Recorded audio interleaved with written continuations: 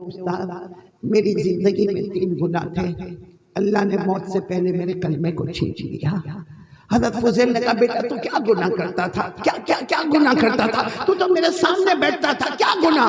कहा, सबसे पहला गुनाह, मैं चुगली बहुत करता था, इधर की उधर, उधर की। जो आज हम इसको नॉलेज समझते हैं, हम इसको एजुकेशन समझते हैं। जाएगा एक के पास जाएगा, तेरे को मालूम, तेरे बारे में वो क्या क्या बोलता है, तेरे को माँ की गाली भी दिया, तेरे को मालूम नहीं कितना बोला। उसको जाके बोलेगा, अरे मैं उसके पास गया था, ओहो तेरे बारे में तो क्या क्या खराब खराब बातें बोलता।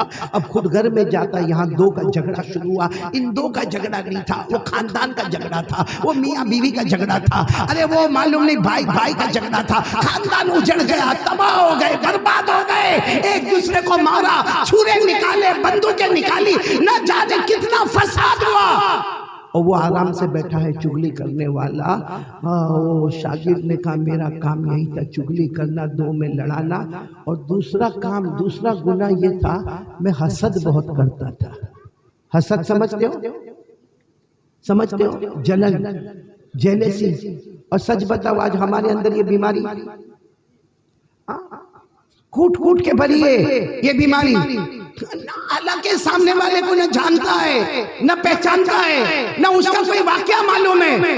मगर किसी हमारे गांव में या करीब के गांव में देखा कि किसी के घर के बाहर अच्छी गाड़ी खड़ी है, अच्छी गाड़ी खड़ी है, उसने कुछ कहा नहीं तुझे, बस इसको फिक्र, इसके पास गाड़ी कहां से आई, इसके घर में कलर कैसे होता है, इसके घर में दूसरा मंजिल कैसे बन गया, इसके पास ये जमीन कहां से आई। सच बता, वो तेरे पास मांगने आया था भाई, तेरे पास मांगने आया था, उसने झोली फैलाई थी तेरे सामने आकर वो कुछ कहा था।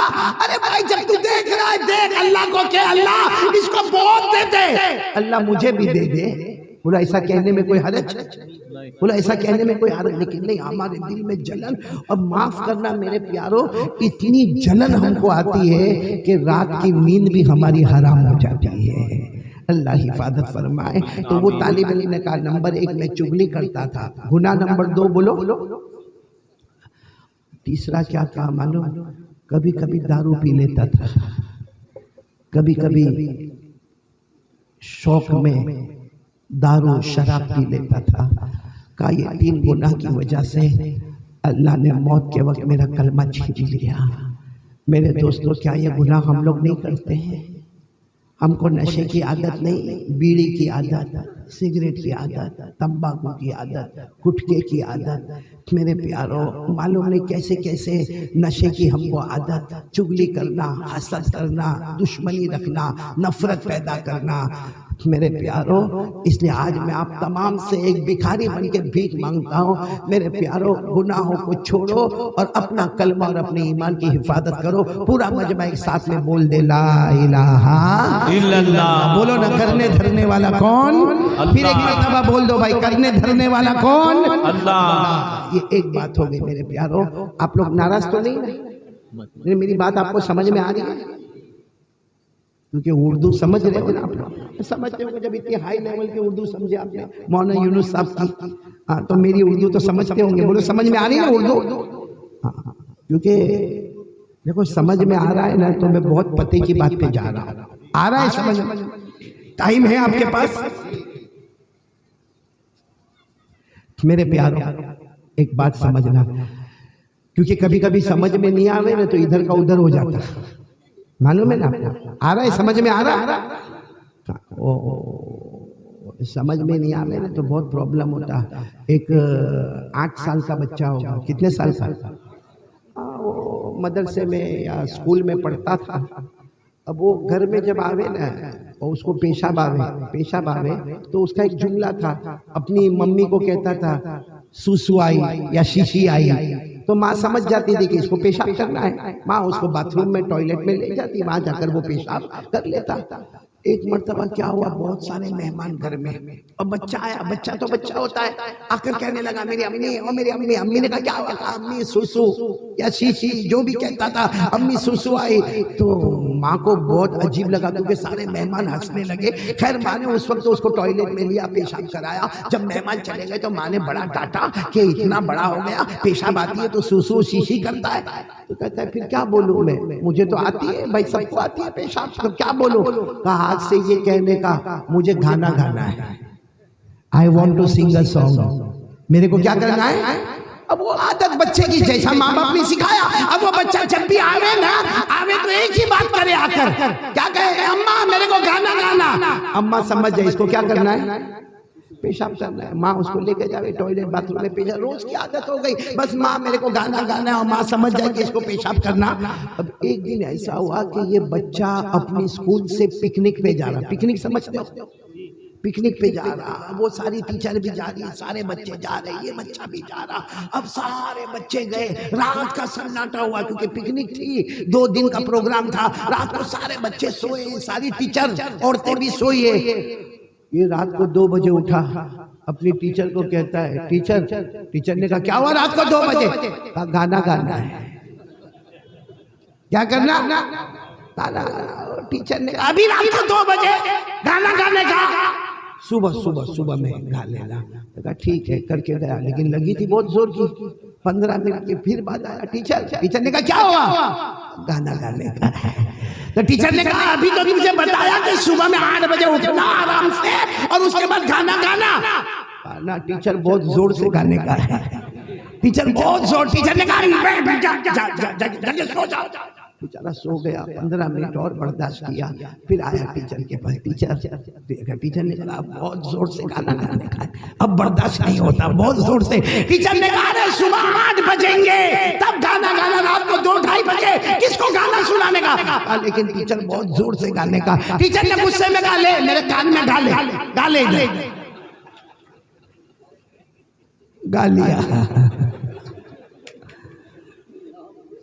ये मैंने आपको इसलिए हंसाया कि ऐसा लगता था सबको बीवी ने धक्के मार के भेजा, ऐसे ठंडे ठंडे बैठे हैं तो ऐसा ही करना पड़ेगा मेरे प्यारों। ये तवा गरम कर रहा हूँ। चलो कौन कौन तैयार है? मैं दूसरी बात पर आ रहा हूँ, मेरा पूरा साथ देंगे इंशाअल्लाह। साथ में बोले दूसरी बात पर आ जाओ। पहली बात बोलो ला इलाहा इल्लल्लाह, आवाज से बोलो ला इलाहा इल्लल्लाह। दूसरी बात के लिए कौन तैयार है? जरा हाथ ऊपर करके बोले मुस्तफा का दामन।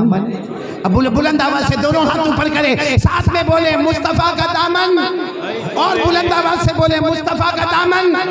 और पूरा मजमा साथ में बोलेगा, हाथ नीचे रखे, साथ में बोले हमारे नबी से बढ़कर कोई नबी नहीं है, हमारे आका से बढ़कर कोई आका नहीं है, हमारे पैगंबर से बढ़कर कोई पैगंबर नहीं है। आज मैं आपको एक अजीब वाकया सुना रहा हूँ, अमल करोगे? नहीं, अमल करेंगे नहीं इंशाअल्लाह। बराबर समझना, बहुत समझने की बात है। आप सबको मालूम है कि हमारे नबी सल्लल्लाहु अलैहि वसल्लम अर्श पर गए। बोलो कहाँ पर गए? आवाज से बोलो कहाँ पर गए? अर्श पर गए। अर्श क्या है?